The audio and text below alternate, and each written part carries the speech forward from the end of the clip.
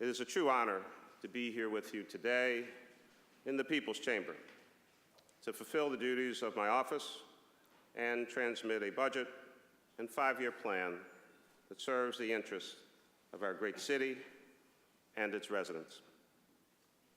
For 7+ years, I have had the great honor of serving my hometown, this city I love, as the mayor, and the privilege of working with some of the most passionate and dedicated public servants I've ever known. It's been an incredibly eventful, frequently thrilling, and occasionally painful journey over the last 7 years. But members of council and ladies and gentlemen, our journey isn't over yet. We still have work to do. In my first budget address, I said that our administration had to work in partnership with Philadelphia City Council to secure our future and make our city strong and ready for the global stage and the 21st century economy. I'm proud to say that I believe we have made solid progress. And I have to admit, no, it hasn't always been perfect, but we have been able to work together to get things done and make Philadelphia stronger as a result. I'd like to take a few moments to thank all of you for what you have done to keep us moving in the right direction. First and foremost, of course, Council President Darrell Clark. I want to thank Council President Clark. I want to thank you for your diligent leadership of City Council and for your partnership in growing the development boom in Fairmount, in Spring Garden, North Philadelphia, Center City, and your role in citywide development. I know she's not here, but I want to recognize her anyway.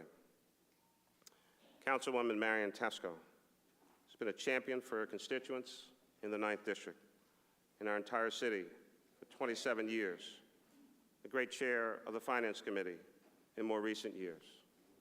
She made the decision that she will leave this body. I certainly know what that feels like, but we will feel her impact for many, many years to come.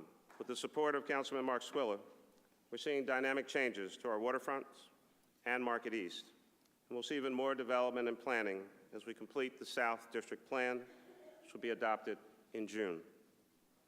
Councilman Kenyatta Johnson has been a vocal supporter of expansion and diversification of jobs and companies located at the Philadelphia Navy Yard.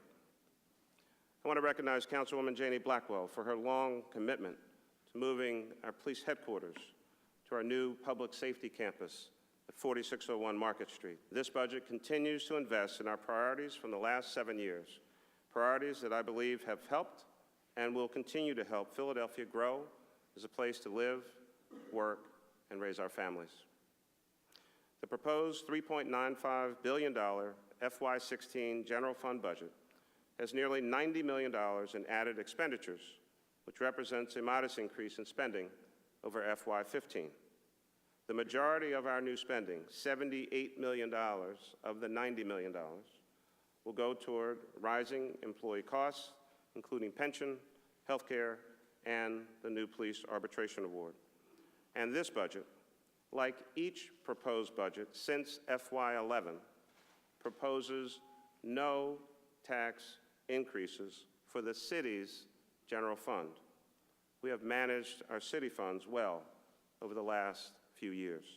It's a comprehensive plan, but what we do here is dependent on what action Harrisburg takes on enacting a formula-driven education response to the funding crisis in our schools, and also the $2.6 billion deficit. And this is the beginning of a long process. Much of what you've heard from both leaders is not going to resemble the end result, and that requires us to do our due diligence. And I think the state and the city will be about doing that. I think it was pretty much well received on most parts. The part I would, I think, disagree with is not the sense of getting more school funding and funding for the schools, but I think in the process of how we're approaching it.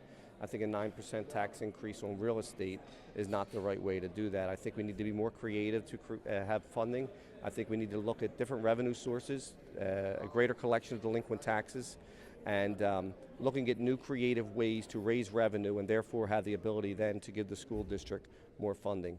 So I'm hoping to look through the budget process, see what's actually all the numbers provided in there, and hopefully come up with even more creative ways to get revenue, gain revenue within the city, and then therefore have enough dollars to then put forward to the school district and other sources that we need money for.